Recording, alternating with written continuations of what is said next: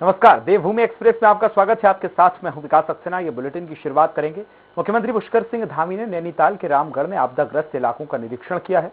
रामगढ़ में हवाई सर्वे कर मुख्यमंत्री पुष्कर सिंह धामी ने तल्ला रामगढ़ में उतरे हैं, जिसके बाद उन्होंने आपदा वाले के स्थानों का निरीक्षण किया है और आपदा पीड़ित लोगों से मुलाकात की है। इस दौरान केंद्रीय मंत्री अजय भट्ट और आपदा मंत्री धन सिंह रावत भी मौजूद रहे। रामगढ़ पहुंचे सीएम ने कहा है कि जो भी आपदा से नुकसान हुआ है उसकी भरपाई की जाएगी और नुकसान का आकलन कर केंद्र को भी भेजा जाएगा।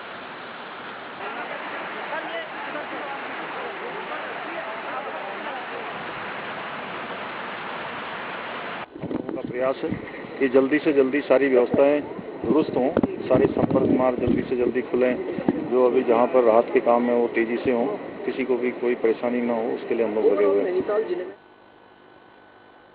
नैनीताल में सीएम पुष्कर सिंह धामी ने सर्किट हाउस में जन समस्याएं सुनी हैं और क्षेत्र के प्रधान संगठनों ने भी उनसे क्षेत्र की समस्याओं को लेकर सीएम से वो लोग मिले हैं। सीएम धामी ने प्रधानों को आश्वस्त किया है कि उनकी समस्याओं को प्राथमिकता से उनका निराकरण किया जाएगा। साथ ही सरकार हमेशा जनता के साथ है। आपदा की इस घड़ी में धैर्य बनाए रखें। अभी हमारा पहला प्रयास है कि सागर सड़क जो बन रहा है वो खोलें, लोगों को जो जरूरी राहत है वो पहुँचाएं और हर प्रकार से जो भी मदद जो प्रभावित होगी उनके लिए करें। हम सभी जो है हमारे संगठन के लोगों से, समाज के लोगों से, सभी से मैं उनका सभी का अनुरोध करता हूँ। प्रदेश में लगातार 3 दिन से बारिश के कारण आई आपदा के कारण हुए नुकसान का निरीक्षण करने कुमाऊं के दौरे पर निकले मुख्यमंत्री पुष्कर सिंह धामी हल्द्वानी के बाद खटीमा के लिए हेलीकॉप्टर से उन्होंने उड़ान न भर पाने के कारण अब वो कार से सड़क मार्ग से खटीमा पहुंचे हैं। उन्होंने कई गांवों का ट्रैक्टर पर भी बैठकर निरीक्षण किया है।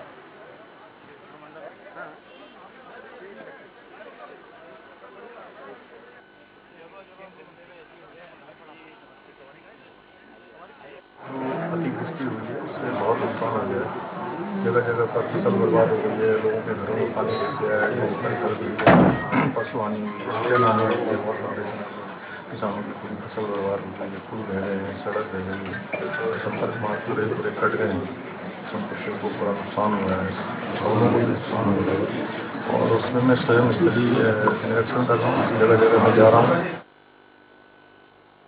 सैनिक पुत्र धामी ने देवी आपदा से जूझने में सेना के जवान वाला जज्बा देखने को मिल रहा है। रात दिन तूफानी दौरे, त्वरित फैसले और कड़क मॉनिटरिंग से युवा मुख्यमंत्री ने अपने कौशल का परिचय दिया है।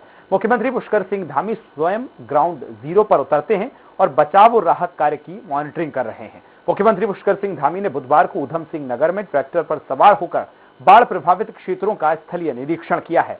मंगलवार की देर रात तक प्रभावित लोगों के दुख दर्द को उन्होंने सुना है, समझा है और बांटने के बाद बुधवार की सुबह हल्द्वानी में उन्होंने जनता दरबार लगाया और स्थानीय लोगों की समस्याएं सुनी। अधिकांश समस्याओं का ऑन द स्पॉट समाधान किया गया है।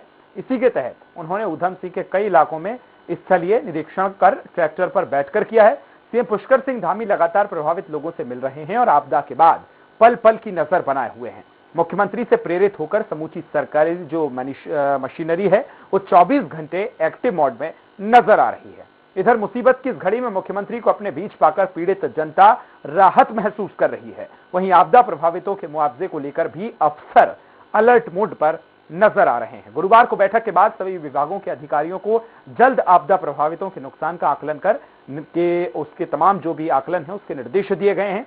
4 दिन के भीतर रिपोर्ट सौंपने को भी सीएम ने कहा है।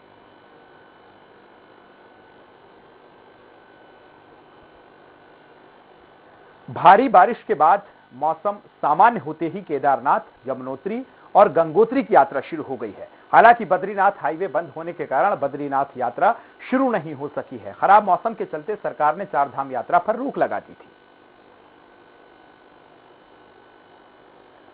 धीरे धीरे ये फ्लड जो है नीचे निकल जाएगा और ग्लोबल वार्मिंग का फिनोमेना तो आप देख ही रहे हैं, जिसके कारण ये सब काफी हैजर्ड जो है क्लाइमेट हो गया है। मैं सबसे यही कहूंगा जो पर्यटक आ रहे हैं कि वेदर फोरकास्ट को मेट्रोलॉजिकल जो हमारे विभाग है उसकी रिपोर्ट के बाद ही अपनी यात्रा को यहाँ पर बनाएं, उसका प्लान बनाएं। उत्तराखंड में 2 दिनों से हुई बारिश और बेमौसम बारिश ने अब तक 46 से ज्यादा लोगों की मौत हो चुकी है, जबकि कुछ लोग अभी भी लापता हैं। बता दें कि हादसे में सबसे ज्यादा मौतें नैनीताल, अल्मोड़ा, चंपावत, पिथौरागढ़ और बागेश्वर के साथ ही ऊधम सिंह नगर में हुई हैं। वहीं गढ़वाल में मौसम साफ होने से बंद मार्गों को अब खोलकर चारधाम यात्रियों और अन्य फंसे लोगों को निकालने का काम लगातार किया जा रहा है। कितनी भी हमारा रिवरलेट स्ट्रीम्स है उसमें पानी का स्तर है कम हो गया है। अभी डेंजरस लेवल पे या वार्निंग लेवल पे कहीं पे भी नहीं है। तीसरा, रोड्स वगैरह अभी लास्ट 2-3 दिनों की बारिश में काफी सारे जगह में लैंडस्लाइड और मलबा आने के कारण बंद है, अवरुद्ध है। सो उसको अगेन रोड ओपनिंग के लिए सभी हमारा एजेंसी से starting from PWD, NH, BRO सभी लगे हुए हैं। नारायणगढ़ के डुंगरी गांव में पानी के लिए गए 2 ग्रामीण मलबे की चपेट में आ गए हैं। दोनों युवकों का अभी तक हालांकि कोई पता नहीं चल सका है। ग्रामीणों की सूचना पर SDRF और NDRF की टीमें राहत बचाव के लिए मौके पर पहुंच गई हैं। वहीं दूसरी ओर नलगांव में भी एक महिला मजदूर की पत्थर की चपेट में आने से मौत हो गई है।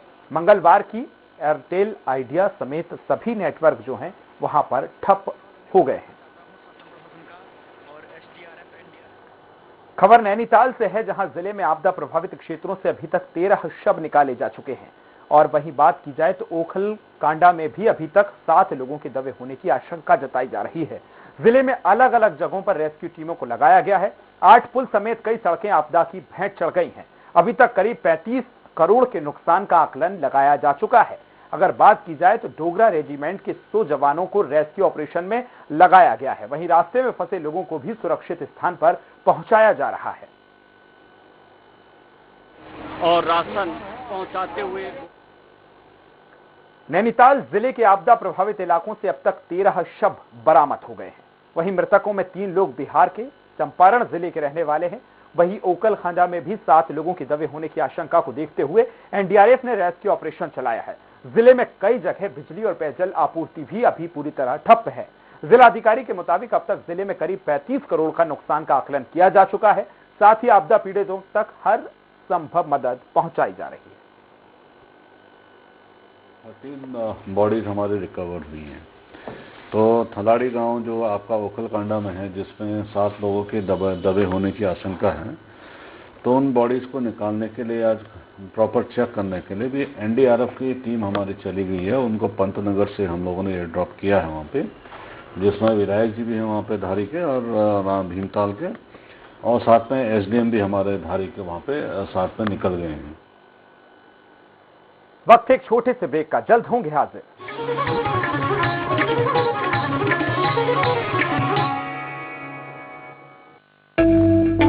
बेटियों को आत्मनिर्भर और सशक्त बनाने के उद्देश्य हेतु मुख्यमंत्री पुष्कर सिंह धामी के कुशल नेतृत्व में बेटियों के कल्याण के लिए उत्तराखंड सरकार द्वारा शुरू की गई नंदा गौरा देवी कन्या धन योजना महिला सशक्तिकरण एवं बाल विकास विभाग द्वारा क्रियान्वित इस योजना के अंतर्गत अनुसूचित जाति, अनुसूचित जनजाति और गरीबी रेखा से नीचे आने वाली बालिका के जन्म पर 11,000 रुपए और 12वीं की परीक्षा पास करने पर 51,000 रुपए सरकार की तरफ से प्रदान किए जाते हैं। साथ ही साथ साल 2015-16 में 11,300 बालिकाएं और 2016-17 में 21,916 बालिकाएं तत्कालीन गौरा देवी कन्या धन योजना के लाभ से वंचित रह गई थी। लेकिन अब उत्तराखंड सरकार की तरफ से मौजूदा नंदा गौरा देवी कन्या धन योजना के अंतर्गत उन सभी 33,216 बालिकाओं को कन्या धन योजना का आर्थिक लाभ दिया जाएगा।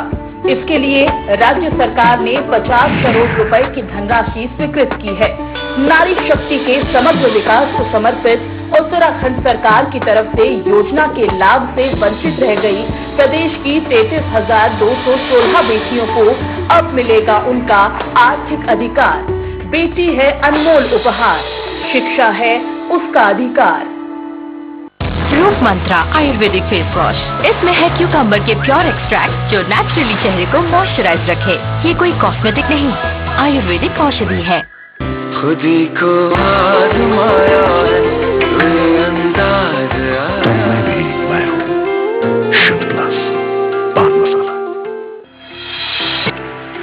Bhabha University Bhopal is recognized as the top leading institution of Madhya Pradesh, which advances your career in education. Bhabha University is right for you as we choose career before anything. It is the best place to explore dreams and discover yourself, as we provide you the 50 acres of lush green campus, top leading recruiters for placement, high-tech laboratories, excellent and trained faculty, strong academic, international immersion programs, various scholarships and many more. Bhabha University is the emerging university of Madhya Pradesh. Join Bhabha University as your future begins here. For further details, contact 9165025500. अपनाएं आयुर्वेदिक रूप मंत्रा। इसमें है cucumber के pure extract जो naturally चेहरे को moisturise रखे ताकि पिंपल्स और डेड स्किन जैसी प्रॉब्लम से मिले रिलीफ। रूप मंत्रा आयुर्वेदिक फेस वॉश, ये कोई कॉस्मेटिक नहीं, आयुर्वेदिक औषधि है।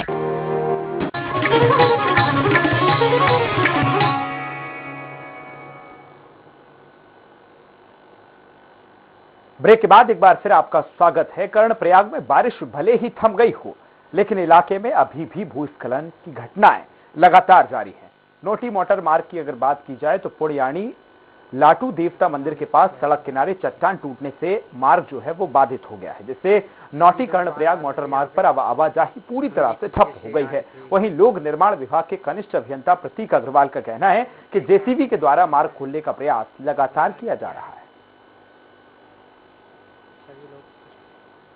2 दिनों से हो रही बारिश ने खेतों में खड़ी फसलों को निश्चित तौर पर नुकसान पहुंचाया है। तो वहीं गदरपुर अनाज मंडी में अगर बात की जाए तो किसानों की धान बहती नजर आई है। वहीं खाद्य विभाग ने किसानों से ली धान की भी बरसाती पानी में भीग गई है, जिससे अब खाद्य विभाग को भी काफी नुकसान हुआ है। वहीं मंडी समिति के अध्यक्ष सुभाष गुंबर का कहना है कि किसानों का बहुत ज्यादा नुकसान हुआ है, लेकिन देवी आपदा को नहीं रोका जा सकता है। लेकिन सरकार का दृष्टिकोण किसानों के लिए सकारात्मक है।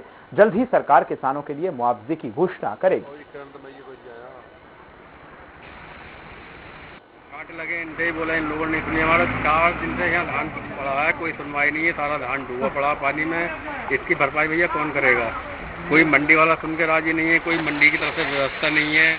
हमारा टोटल मिला के जितना धान था सभी खत्म है। हमारा 2 लाख का नुकसान तो फिलहाल तो है। सभी किसान भाई तहसील से अपना सर्वे करवाएं और देवी आपदा में जो भी तहसील वाले हैं शासन स्तर से उनका क्या नियम है वो तहसील वाले वो भी सहयोग करेंगे सब किसानों के साथ। अगर जैसी स्थिति रुकती है, बरसात रुकती है, जैसा भी पानी का बहाव घटता है तो हम सोच रहे हैं कि इसको खाद जाएंगे सुरक्षित और पहुँचाएंगे। पिथौरागढ़ जिले में 3 दिन से लगातार भारी बारिश के चलते लोगों का जनजीवन अब पूरी तरह अस्त व्यस्त हो गया है। बारिश की वजह से कई लोग अपने घरों में फंसे हुए हैं, तो कई लोगों का एक दूसरे से संपर्क टूट गया है। वहीं 3 दिन बाद सामान्य मौसम होने से लोगों को राहत मिली है। रामनगर वन प्रभाग ने कालाढूंगी रेंज में आने वाला कॉर्बेट फॉल 15 अक्टूबर को पर्यटकों के लिए खोला गया था। वहीं मूसलाधार बारिश के चलते कॉर्बेट फॉल जाने वाले मार्ग में भारी मात्रा में जगह पर भूस्खलन हो गया, जिसकी वजह से आगामी आदेश तक कॉर्बेट फॉल को पूर्ण रूप से पर्यटकों के लिए बंद कर दिया गया है।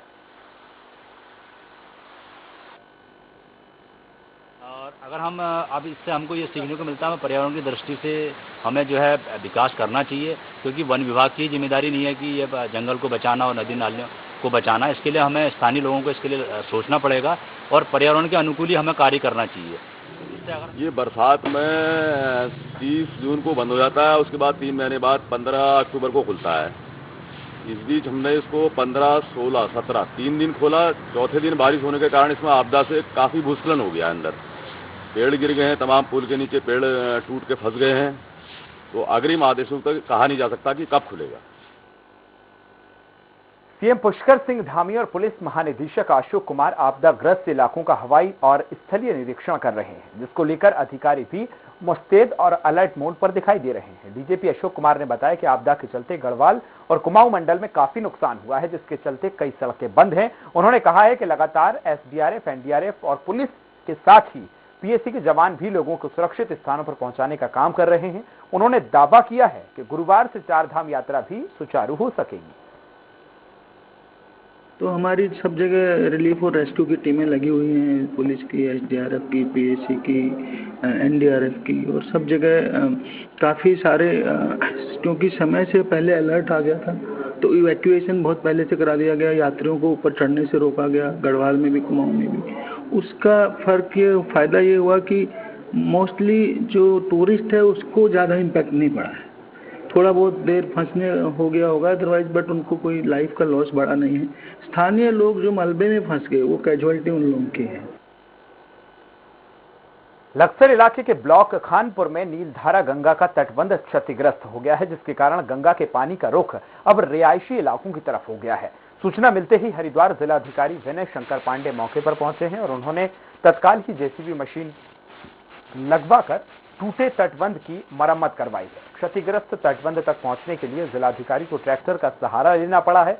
इस दौरान कलेक्टर ने कहा है कि मध्य बैराज के कुछ गेट भी खुलवाए जाएंगे, जिससे पानी का ओवरफ्लो न हो और फिलहाल खानपुर क्षेत्र में लोगों के सामने कोई गंभीर समस्या नहीं है। उत्तराखंड स्टेट का जो बॉर्डर है वहाँ तक तो हमारा तटबंध बना हुआ है, लेकिन उसके आगे जब यूपी बॉर्डर आता है तो वहाँ पर बंधे हैं नहीं। उसकी वजह से जलस्तर बढ़ने के कारण पानी रिवर्स होकर यहाँ पर कुछ खेतों में, कुछ आपने रास्ते में देखा होगा सड़कों पर आ गया है। किसी भी तरह का कोई बिल्डिंग कोलैप्स या हमारे इलेक्ट्रिसिटी की लाइनों का या पेयजल की किसी योजना, किसी का कुछ डैमेज नहीं हुआ है और स्थिति पूरी तरह से नियंत्रण में है। उत्तराखंड में आपदा के चलते बीजेपी ने प्रदेश में अपने कार्यक्रम स्थगित कर दिए हैं। बीजेपी प्रदेश महामंत्री कुलदीप कुमार ने बताया है कि पार्टी ने आगामी 3 दिन तक सभी कार्यक्रम स्थगित कर दिए हैं। साथ ही कार्यकर्ताओं को कहा गया है कि इस दुख की घड़ी में ग्राउंड जीरो पर जाकर लोगों की मदद करें। भारतीय जनता पार्टी ने आगामी 3 दिनों तक अपने सभी प्रदेश स्तरीय कार्यक्रम स्थगित किए हैं और भारतीय जनता पार्टी ने अपने कार्यकर्ताओं से आह्वान किया है कि प्रत्येक कार्यकर्ता जहां जैसी भी परिस्थितियों में है और जितनी उसकी क्षमता है, अपनी क्षमताओं के अनुरूप वो ग्राउंड जीरो पर जाकर के जो आपदा से प्रभावित व्यक्ति हैं उनकी मदद करें। पंजाब और उत्तराखंड में विधानसभा के चुनाव अगले साल होना है, जिसको लेकर अगर बात की जाए तो अब ऐसे में पंजाब कांग्रेस प्रभारी पद की जिम्मेदारी से हरीश रावत ने मुक्त होने का फैसला किया है। हरीश रावत ने ट्विटर पर लिखा है कि मैं आज एक बड़ी उपापोह से उभर पाया हूं। एक तरफ जन्मभूमि यानी कि उत्तराखंड के लिए मेरा कर्तव्य है कि वहीं अगर बात की जाए तो दूसरी तरफ कर्मभूमि यानी पंजाब के लिए मेरी सेवाएं हैं। स्थितियां जटिल होती जा रही हैं क्योंकि ज्यों-ज्यों चुनाव आएंगे दोनों जगह व्यक्तियों को पूर्ण समय देना पड़ेगा। कल में उत्तराखंड में बेमौसम बारिश से जो कहर ढाया गया है उसमें कुछ स्थानों पर मैं जा पाया हूं, लेकिन आंसू पहुंचने में सब जगह जाना चाहता था, मगर कर्तव्य पुकार मुझसे कुछ और उपेक्षाएं लेकर खड़ी हुई है। रावत ने लिखा कि मैं जन्मभूमि के साथ न्याय करूं तभी कर्मभूमि के साथ भी न्याय कर पाऊंगा। मैं पंजाब कांग्रेस और पंजाब के लोगों का बहुत आभारी हूं कि उन्होंने मुझे निरंतर आशीर्वाद और नैतिक समर्थन दिया है। मैंने निश्चय किया है कि मैं लीडरशिप से प्रार्थना करूं कि अगले कुछ महीने तक मैं उत्तराखंड को पूर्ण रूप से समर्पित रह सकूं। इसके लिए पंजाब में जो मेरा वर्तमान दायित्व है उस दायित्व से मुझे अब मुक्त कर दिया जाए। आज पार्टी नेतृत्व की विनती हरीश रावत की, तो उन्होंने ऐसा कुछ लिखा है अपने पत्र में।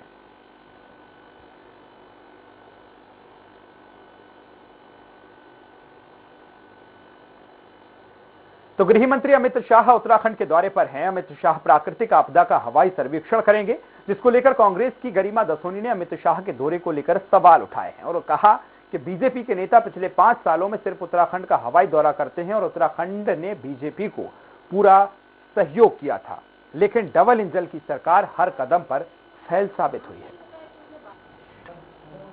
लेकिन आप बार बार आते हैं, यहाँ पर बड़ी बड़ी घोषणाएं करते हैं, अपनी पार्टी की मजबूती की घोषणा करते हैं, पार्टी को सत्ता में वापस कैसे लाना है ये बातें आप अपने कार्यकर्ताओं को सिखलाई देके जाते हैं, लेकिन जनता जिससे लाभान्वित होगी, ग्रीन बोनस कहाँ है? जो हम पूरे नॉर्दर्न इंडिया को एक ओजोन कवर देते हैं, ऑक्सीजन कवर देते हैं, उसके बदले हमें कॉम्पनसेशन मिलना चाहिए। ज्वालापुर विधानसभा के विधायक सुरेश राठौर ने बहादुराबाद में अपने कैंप कार्यालय पर जनता दरबार लगाकर ग्रामीणों की समस्याएं सुना है और इस दौरान उन्होंने ग्रामीणों ने विधायक के सामने अपनी कई सार्वजनिक समस्याएं रखी हैं। कुछ समस्याओं का विधायक ने तत्काल निराकरण किया है और बाकी बची समस्याओं के लिए संबंधित अधिकारियों को आवश्यक दिशा निर्देश दिए गए हैं।